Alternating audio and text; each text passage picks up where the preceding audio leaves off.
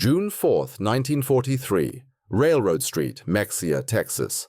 The pencil trembled slightly as Unteroffizier Vera Burkhardt wrote in his hidden diary, recording words that would have earned him solitary confinement if discovered by his own officers. The Americans must be lying to us. No nation could possess such abundance while fighting a war on two fronts. Through the train window, he had just witnessed something that contradicted 3 years of Nazi propaganda. Electric lights blazed from every farmhouse, every street corner, every shop window.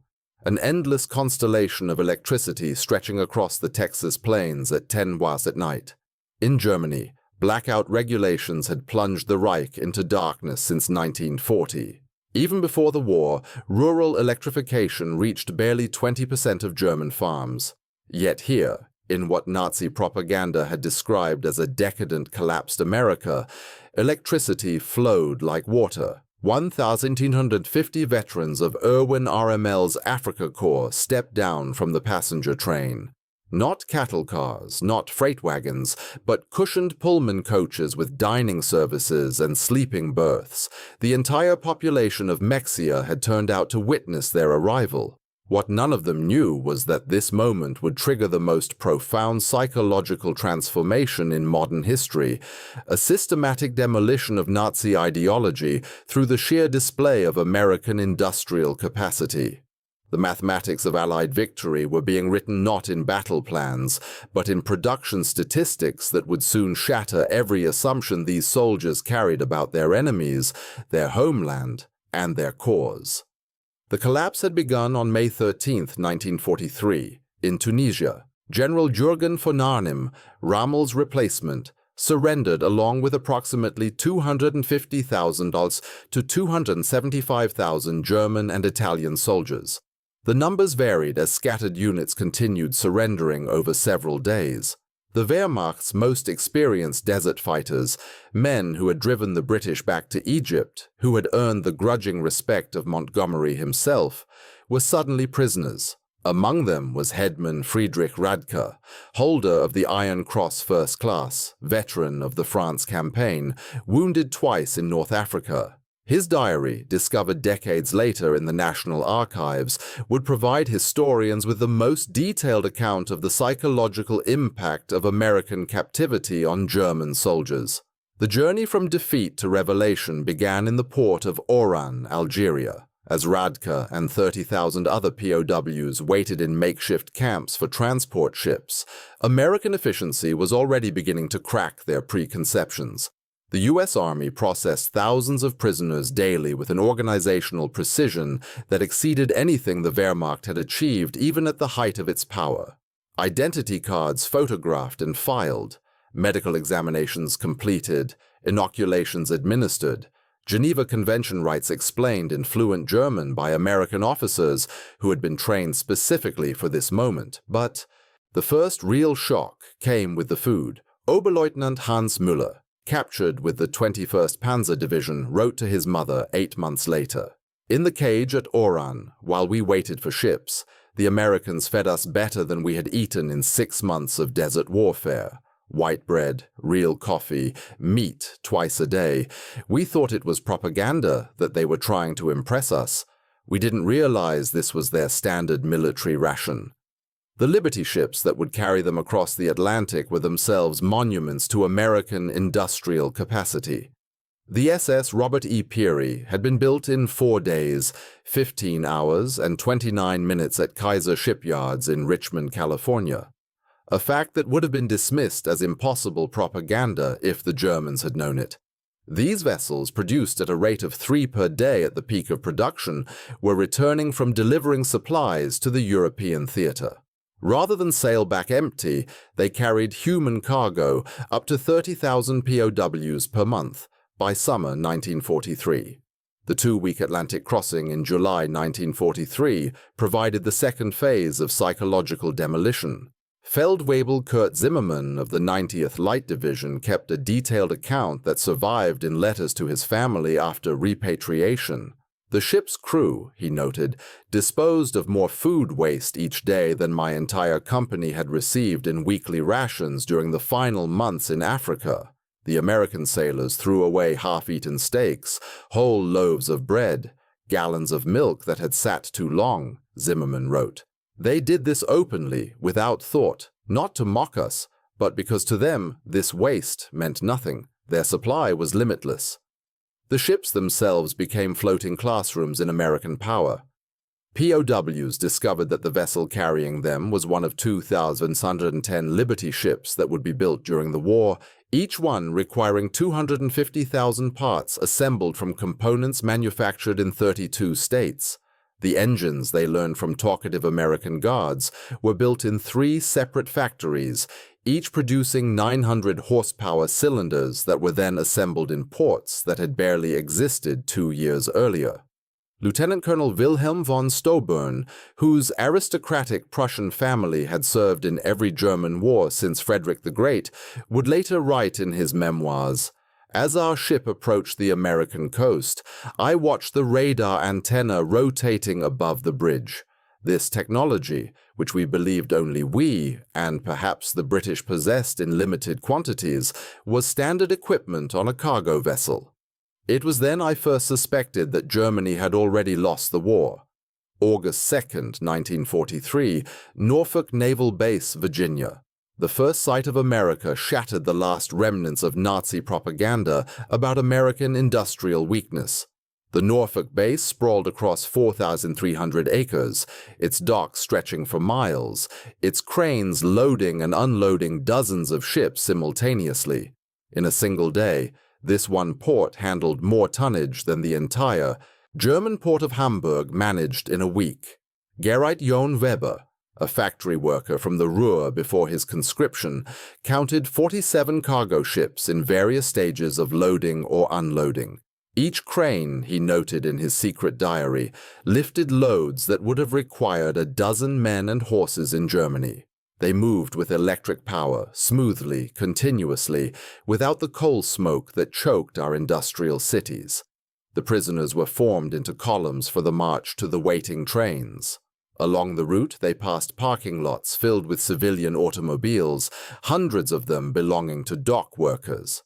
In Germany, private automobile ownership remained a privilege of the wealthy and the party elite. The Volkswagen, promised to the German people since 1934, remained a propaganda dream with fewer than 1,000 ever delivered to civilians. Here, ordinary laborers drove to work in their own cars. But nothing prepared them for the trains themselves. Not boxcars, not the 40 and 8 wagons, 40 men or 8 horses, that had carried German troops across Europe, but full passenger coaches. Pullman cars with padded seats that converted to sleeping berths, dining cars with white tablecloths and silver cutlery, observation cars with panoramic windows. Hedman Radka wrote, "We boarded like tourists, not prisoners." The American guards seemed almost embarrassed by the comfort. One sergeant apologized that the air conditioning wasn't working properly in our car. Air conditioning. In August, we had believed such luxury existed only in Hitler's personal train. The 3-day train journey from Norfolk to the camps of Texas and Oklahoma would prove more destructive to Nazi ideology than any military defeat. As the trains rolled through Virginia, the prisoners pressed their faces against windows, witnessing an America that couldn't exist according to everything they had been told. Every small town blazed with illumination.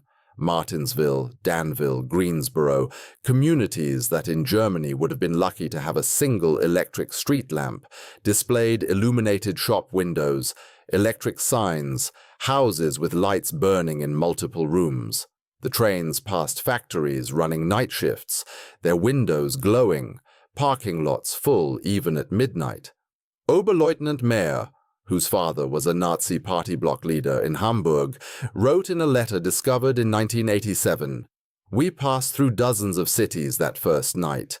Everyone had more electricity than all of Hamburg. The guards told us this was normal, that every American town had electricity since the 1920s. I called him a liar. He just shrugged and said we would see." In Roanoke, Virginia, the train stopped for water and coal. The prisoners watched as American railway workers performed in 30 minutes what would have taken 2 hours in Germany. automated coal loaders, electric water pumps, mechanized lubrication systems. Every aspect of the operation demonstrated technological superiority. More disturbing still was the casual wealth of the workers themselves. They wore leather boots that would have cost a German laborer 2 months' wages. They drank Coca-Cola from glass bottles and threw the empties into bins without thought. They smoked cigarettes continuously, stubbing them out half-finished. Failed Wabel Hinrich Müller, an electrical engineer from Siemens before the war, calculated that the single railway yard they stopped in used more electricity in 1 hour than his entire district in Berlin used in a day. The waste was magnificent, he wrote. They left lights burning in empty buildings. Electric fans ran in vacant rooms. It was the carelessness of infinite resource. As the trains crossed into Tennessee and Kentucky, the prisoners encountered American industrial power in full display. Through the windows, they watched endless factories, each one larger than anything most had seen in Germany. The Alcoa aluminum plant in Tennessee stretched for 3 miles along the river, its electric furnaces consuming 175,000 kilodollars of power, more than the entire city of Munich. Near Louisville, the train slowed as they passed the Rubbertown complex, where synthetic rubber plants had sprung from empty fields in just 18 months. 4 massive facilities, each employing thousands of workers, producing 800,000 tons of synthetic rubber annually. Germany, despite inventing the process, had never managed more than 120,000 tons in its best year. Oberleutnant Erich Hoffmann, a chemist from IG Farben, understood the implications immediately. In a post-war interview, he recalled, "I knew those plants. I could see the distillation columns, the catalytic crackers. Each facility was more advanced than anything we had built, and there were 4 of them just in this one location. They told us there were dozens more across the country." The trains passed Ford's Willow Run plant outside Detroit, visible from miles away. This single factory, built in just 9 months, produced a B-24 Liberator bomber every 63 minutes. At peak production, 42,000 workers assembled bombers, from 1,550,000 parts manufactured by 1,500 subcontractors. The plant consumed 2.5 million square feet of floor space and used more electricity than the entire German city of Cologne. Hutman Verli, a Luftwaffe pilot shot down over Tunisia, pressed his face against the window as they passed. He counted 17 B-24s in various stages of completion visible from the train. We had been told American planes were inferior, hastily built, would fall apart in combat, but I could see the precision of the assembly lines, the quality of the construction. These were not inferior aircraft. They were simply built faster than we could imagine possible. The deeper the trains penetrated into America, the more complete became the destruction of Nazi mythology. In St. Louis, they crossed the Mississippi River on the Eads Bridge, while below them, barges carried more grain than the entire German harvest of 1942. The prisoners could see grain elevators stretching along both banks, each one holding enough wheat to feed a German city for months. Unreicher Karl Schmidt, a farmer's son from Bavaria, wrote in his diary, "The Americans transport food as we transport ammunition in endless quantities without concern for loss." I watched them loading a single barge with enough wheat to feed my entire village for 5 years. The crane operator was eating a sandwich with meat thicker than our weekly ration. In Kansas City, the train stopped at a massive stockyard where tens of thousands of cattle waited for slaughter. The smell of meat-packing plants filled the air for miles. German POWs, who had subsisted on 200 grams of meat per week in Africa when lucky, watched American workers eating beef sandwiches during their lunch break. "They ate meat like we ate bread," wrote griefer Paul Fischer. No, that's wrong. They ate meat like we wished we could eat bread. The guard bought us hamburgers from a stand near the station. Meat, cheese, vegetables on white bread for 15 cents. He bought 20 of them without thinking, paid with a single dollar bill. This was not special. This was their normal food. The arrival at the camps themselves provided the next level of cognitive demolition.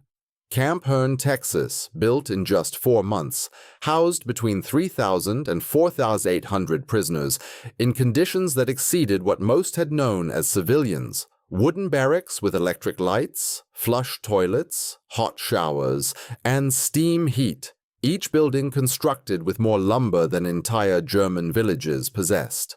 The camp hospital astounded the medical personnel among the prisoners.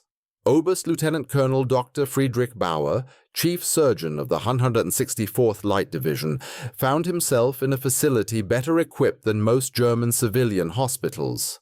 X-ray machines, surgical equipment, pharmaceutical supplies that had been unavailable in Germany since 1941, all standard provision for enemy prisoners. They had penicillin, Dr. Bauer would later testify, this miracle drug that we had only heard rumors about. They used it freely, even on prisoners with minor infections. German soldiers were dying for want of basic sulfur drugs, and the Americans were giving us their most advanced medicine without hesitation. The camp kitchen became another classroom in American prosperity. Prisoners assigned to cooking duties discovered walk-in refrigerators, electric mixers, automated dishwashers, and gas ranges that could prepare meals for 5,000 men. The daily ration included fresh milk, eggs, meat, vegetables, and white bread, quantities that German civilians hadn't seen since 1939.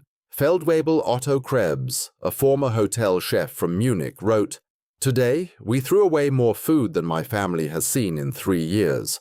Not spoiled food, simply excess. The American regulations require we prepare 10% more than needed to ensure every prisoner receives full rations. The surplus is discarded. I wept as I threw perfectly good bread into the garbage." By September 1943, the labor shortage induced in American agriculture led to the employment of POWs in fields and factories across the country. This decision, driven by necessity, would prove more destructive to Nazi ideology than any propaganda program could have achieved. Groups of prisoners were trucked daily to work sites, traveling through the American heartland without blindfolds or restricted routes. They saw everything: the endless fields of corn and wheat, the factories running 3 shifts, the shops full of goods, the parking lots full of cars, the houses with refrigerators and radios. At a cotton gin outside Houston, Unreizier Herbert Lang watched a single machine process more cotton in 1 hour than his entire village could have handled in a month using traditional methods. The gin was powered by electricity from the Colorado River Authority, part of a rural electrification program that had brought power to 90% of Texas farms by 1943. The farmer who owned the gin was nobody special, Lang recorded. Not aristocracy, not a party member, just a farmer. Yet he had electricity, running water, a truck, a car, and a tractor.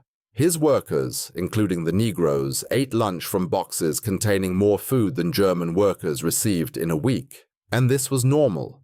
Every farm we passed was the same. In Nebraska, prisoners worked in sugar beet fields, witnessing agricultural mechanization that defied comprehension. A single combine harvester, they learned, could do the work of 100 men. The fields stretched to the horizon, each one larger than entire German counties. The farmers spoke casually of yields that would have been fantasy in Germany. 60 bushels of wheat per acre compared to Germany's 30 on the best land. Gefreiter Wilhelm Hoffmann, working on a farm outside Scottsbluff, wrote, "The farmer's son, a boy of 16, drove a tractor worth more than everything my father had earned in his lifetime. When I mentioned this, the boy laughed and said it wasn't even a particularly good tractor. His father was waiting for a new model from John Deere that would be even better." The most devastating revelations came to those prisoners who worked near or in American factories. While Geneva Convention rules prohibited direct war production work, POWs could work in industries that freed American workers for military production. This technicality allowed thousands of German prisoners to witness American industrial capacity firsthand. At a Campbell soup factory in New Jersey, prisoners watched production lines that processed more tomatoes in a single day than most German factories handled in a month. The facility operated with a skeleton crew of women and elderly men, as most young workers were in the military, yet production exceeded peacetime levels. Stabsfeldwebel Ernst Wagner, who had worked in a German food processing plant before the war, documented the experience. Everything was automated. Electric conveyor belts, automatic filling machines, steam cookers that processed hundreds of cans simultaneously. One elderly woman monitored controls that managed what would have required 50 workers in Germany. She did this while listening to a radio and drinking coffee. Near Detroit, prisoners unloading coal at a power plant gained glimpses of the automotive industry's conversion to war production. The River Rouge complex, visible across the water, employed 100,000 workers producing jeeps, aircraft engines, and tanks. The plant consumed 1.5 million kilowatt of electricity daily, more than the entire city of Hamburg. "We could see the parking lots," wrote Oberreiter Franz Kellner. "Thousands of cars belonging to workers. Workers in Germany. Even our officers rarely owned cars. Here, factory workers drove to work. The guard told us many workers owned 2 cars, one for work, one for family use. We thought he was mocking us." By winter 1943, the cumulative impact of these observations was producing what American intelligence officers called ideological collapse syndrome among the prisoners. The Special Projects Division, the secret re-education program run by the Propst Marshal General's Office, documented increasing numbers of prisoners requesting access to American newspapers, books, and educational materials. Major Paul Noland, a member of the monitoring team, reported in December 1943, "The prisoners no longer argue when shown production statistics. They have seen too much. The most fanatical Nazis have become quiet. They still maintain loyalty to Germany, but no longer speak of victory. Many openly question what they were told about America." The camp newspapers, produced by prisoners themselves, began reflecting this transformation. Dear Ruth, the call published at Fort Kearny, Rhode Island, gradually shifted from defiant nationalism to discussions of democracy, economic systems, and post-war reconstruction. The editors, carefully selected anti-Nazi prisoners, found their audience increasingly receptive. Lieutenant Hermann Gutz, captured with the 10th Panzer Division, wrote in a letter that passed American censors, "We were told America was a mongrel nation, weak, divided, controlled by Jews, incapable of military prowess. Every day I am here, I see the opposite. This is the most organized, unified, and powerful nation on earth. We were told fairy tales by criminals." The most devastating blow to Nazi ideology came from an unexpected source: the treatment of Italian prisoners after Italy's surrender in September 1943.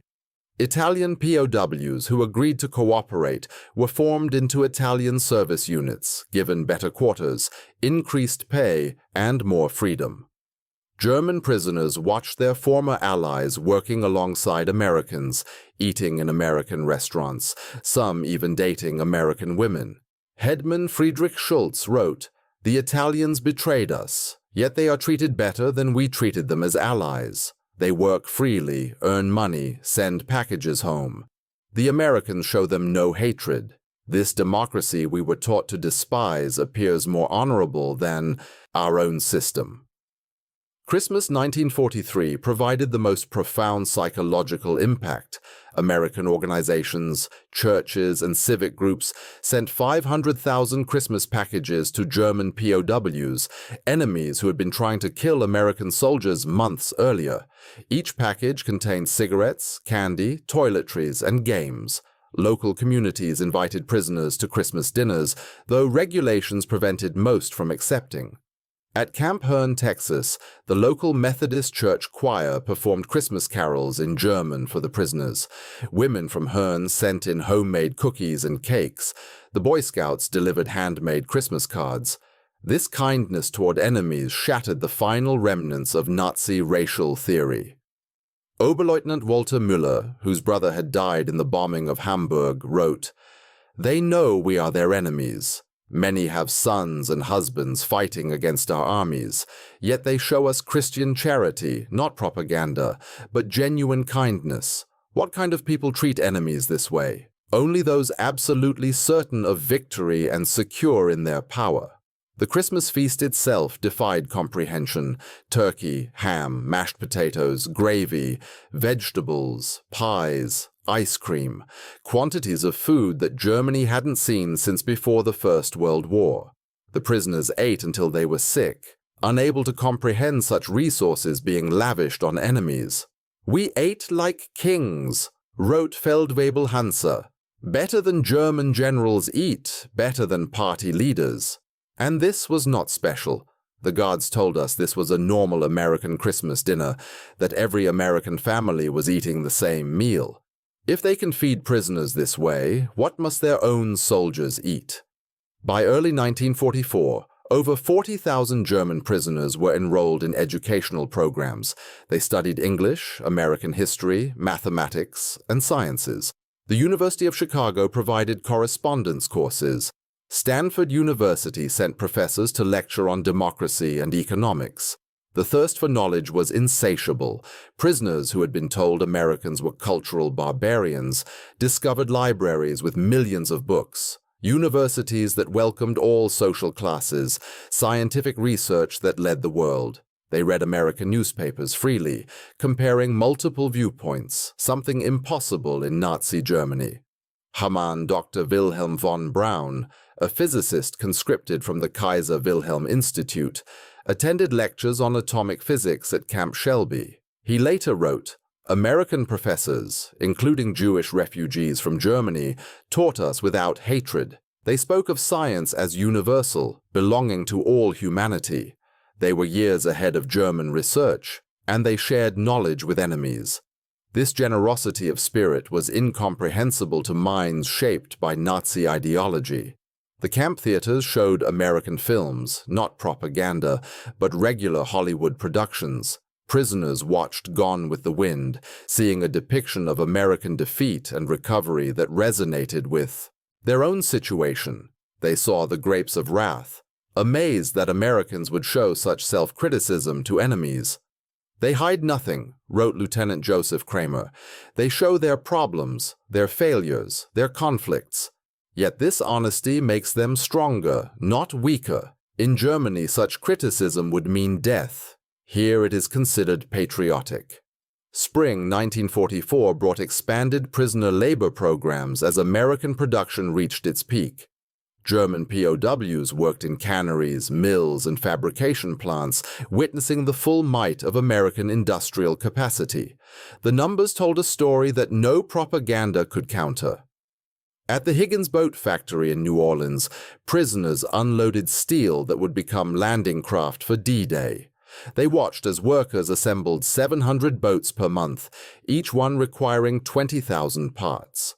The factory employed 20,000 workers, including thousands of women who operated cranes, welded hulls, and managed production lines. Stabsfeldwebel Kurt Zimmermann wrote, "Women doing men's work, Negroes operating complex machinery, teenagers running drilling equipment. Everything we were told was impossible in a democracy. Yet production never stopped. 3 shifts, 24 hours, 7 days a week. They produced more boats in a month than our entire Navy built in a year." At Republic Steel in Ohio, prisoners witnessed the production of 10,000 tons of steel daily. The blast furnaces ran continuously, fed by endless trains of iron ore from Minnesota and coal from Pennsylvania. The scale defied German comprehension. This single plant produced more steel than the entire Ruhr at its peak. "I worked at Krupp before the war," wrote Oberleutnant Paul Hartmann. "I thought I understood industrial production, but this was beyond imagination. They wasted more steel in spillage than we could produce. The workers complained about overtime while producing quantities we couldn't achieve with slave labor and double shifts." The summer 1944 harvest provided the final demolition of Nazi propaganda about American weakness. German prisoners worked across the Midwest, witnessing agricultural production that could feed the world. In Kansas, they watched wheat harvests where single farms produced more grain than entire German provinces. Combines moved across fields like ships across an ocean of gold, each one harvesting 100 acres per day. The grain elevators they filled could hold more wheat than Germany imported in an entire year. Unreizia Franz Weber, a farmer from East Prussia, wrote, "One American farmer with machinery does the work of 100 German farmers." They showed me aerial photographs of the wheat fields, thousands of square miles of grain. They could lose half their harvest and still have more than all of Europe combined. In California's Central Valley, prisoners picked fruit in orchards that stretched beyond the horizon. They watched as perfectly good fruit was discarded for minor blemishes, fruit that would have been treasured in Germany. In Tyre, crops were sometimes plowed under to maintain prices, a concept that caused psychological breakdown among prisoners from hunger-ravaged Germany. They destroyed food to stabilize prices, wrote Gerrit Otto Schulz. Mountains of oranges were bulldozed into pits because there were too many. We begged to send them to Germany for our families. The guards, though sympathetic, explained that it was impossible. This waste was strategic, proof of unlimited resources. On June 6, 1944, when news of the Normandy invasion reached the camps, German prisoners faced their final ideological collapse. The scale of the operation, 6,000 ships, 11,000 aircraft, 150,000 men in the first wave, revealed an American organizational capacity beyond anything Nazi Germany had ever dreamed of. Prisoners at Camp Shelby saw newsreels of the invasion within days. They witnessed the endless streams of ships, the artificial harbors, the supply system that delivered 15,000 tons of supplies daily across open beaches. They watched their homeland being crushed by the very nation they had been told was too weak to fight. Friedrich von Tauben wrote, "We knew then that everything was lost. Not just the war, but the entire Nazi project. We had challenged the world's greatest industrial power with fairy tales and racial mythology. We sent horses against trucks, rifles against automatic weapons, courage against unlimited resources." Throughout their captivity, German prisoners experienced something more challenging to Nazi ideology than any material wealth: American humanity. Despite Nazi propaganda depicting Americans as weak and sentimental, POWs discovered a people secure enough in their strength to show mercy. When Gerrit Hans Miller's son died in the Hamburg bombing, the American camp commander personally delivered the Red Cross message and offered condolences. When Lieutenant Paul Fischer's wife wrote about struggling to feed their children, American church groups sent food packages to her in Germany, even though Germany was actively bombing America. They separated the German people from the Nazi regime. Wrote Hedman Otto, "They said they were fighting Hitler, not Germans. This distinction, which seemed like propaganda, proved genuine. They prepared us to rebuild Germany after the war, not to destroy it."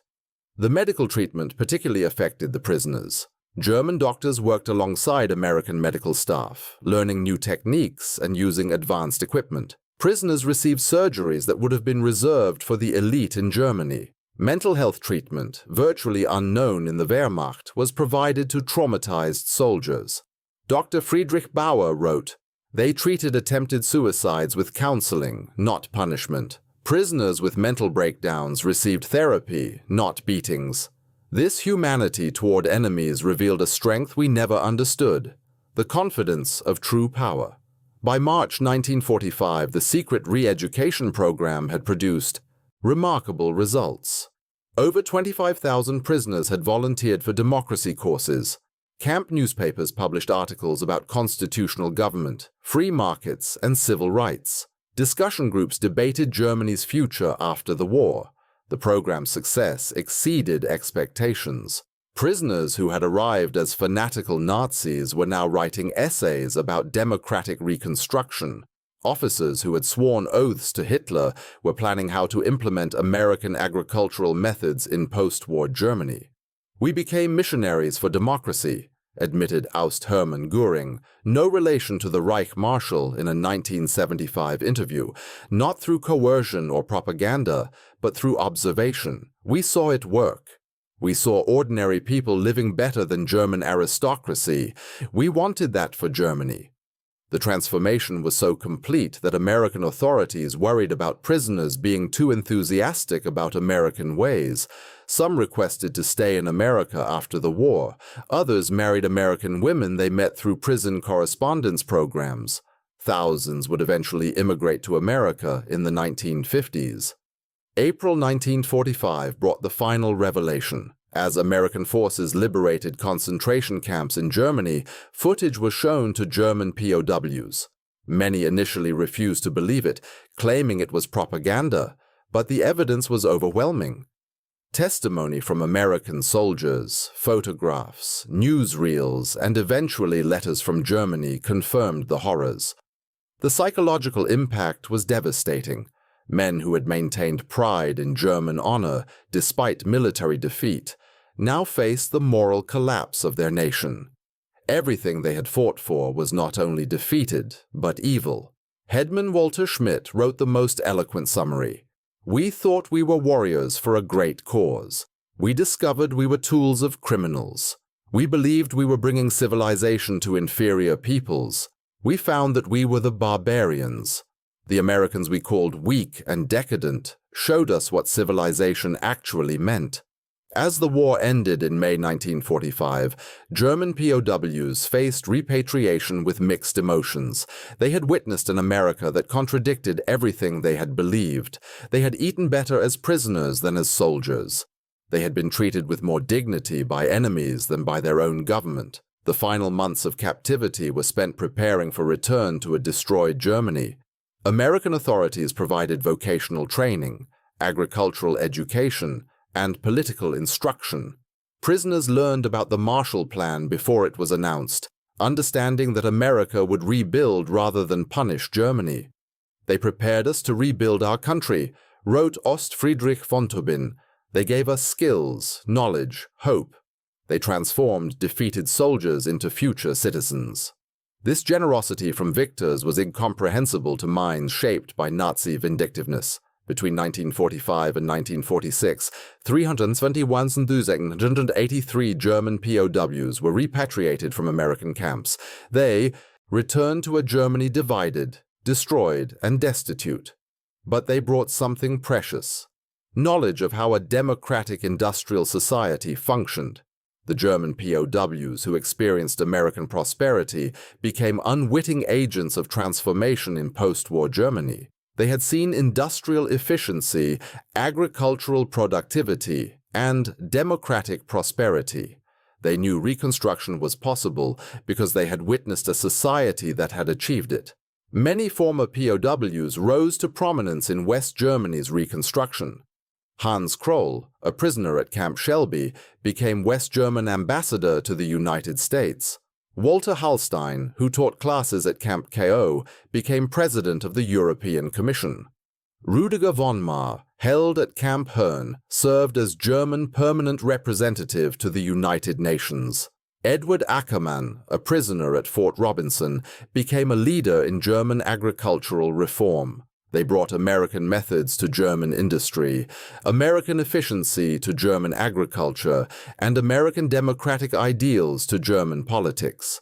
The economic miracle of the 1950s was partly built on knowledge gained in American prison camps. We learned that prosperity came from freedom, not conquest. Hans Kroll wrote in his memoirs, "We saw that democracy created wealth, that diversity brought strength, that treating workers well increased production.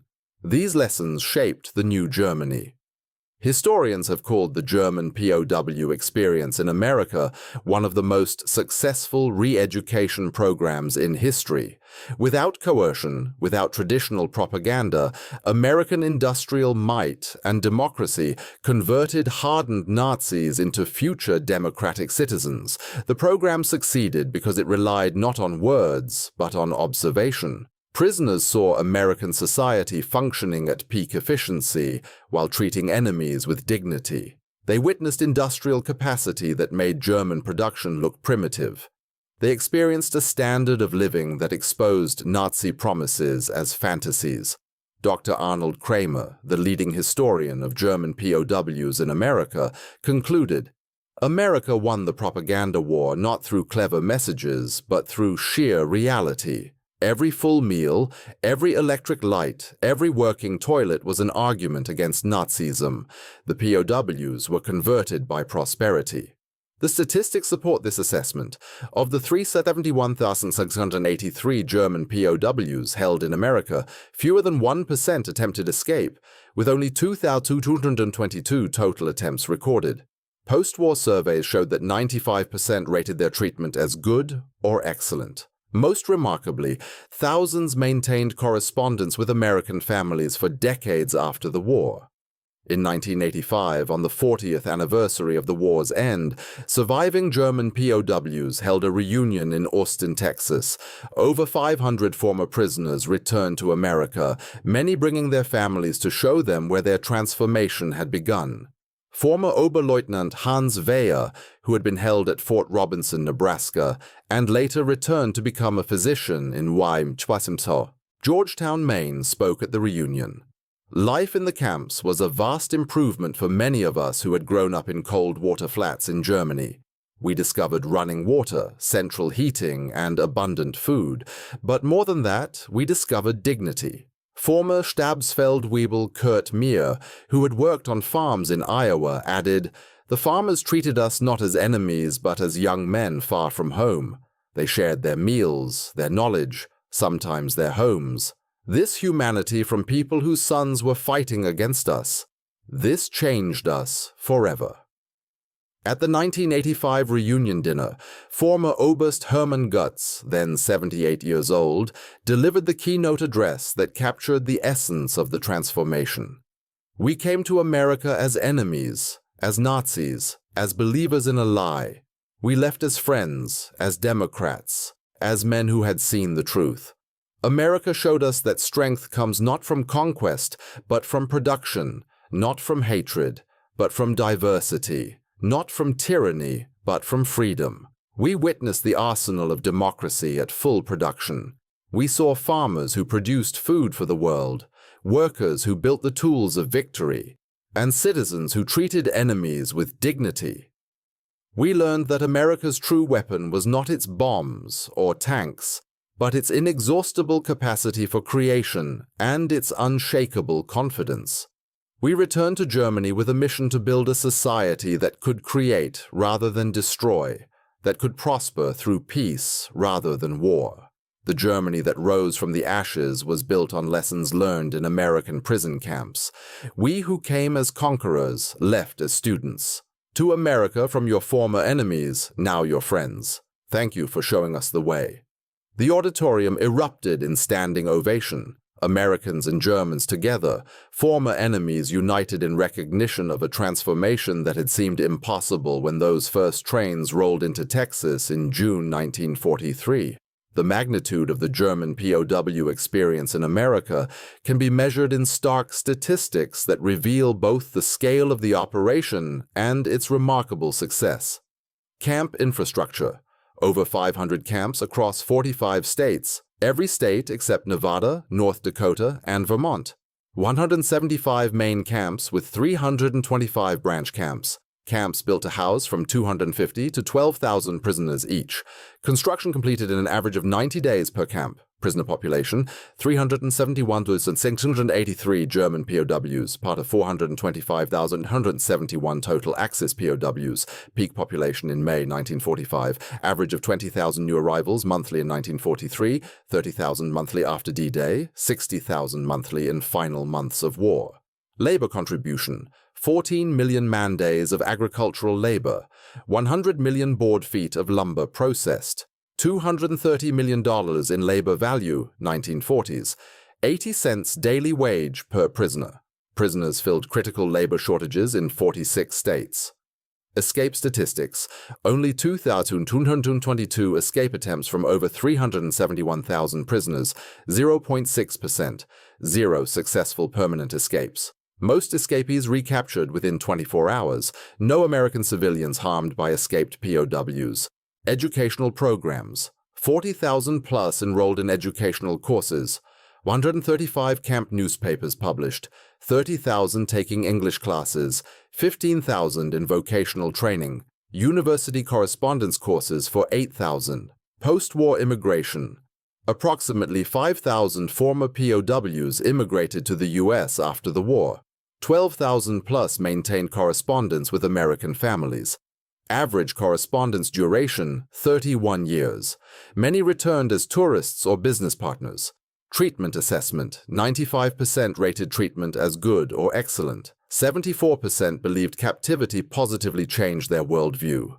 61% expressed interest in learning about democracy. Less than 10% maintained strong Nazi beliefs by 1945. The German POWs who experienced American industrial might didn't just witness history, they were transformed by it. Their captivity became education, their defeat became enlightenment, and their imprisonment became liberation from the ideological chains of Nazism. In the end, America's greatest victory was not on the battlefield, but in the prison camps, where overwhelming evidence of democratic prosperity accomplished what armies could not: the complete transformation of enemy minds. The POWs had arrived believing in German superiority and American weakness. They left knowing the truth. American industrial might was not just overwhelming. It was incomprehensible to minds shaped by scarcity and tyranny. The trains that had brought them into captivity in 1943 had carried warriors of the Third Reich. The ships that returned them to Germany in 1946 carried architects of democracy.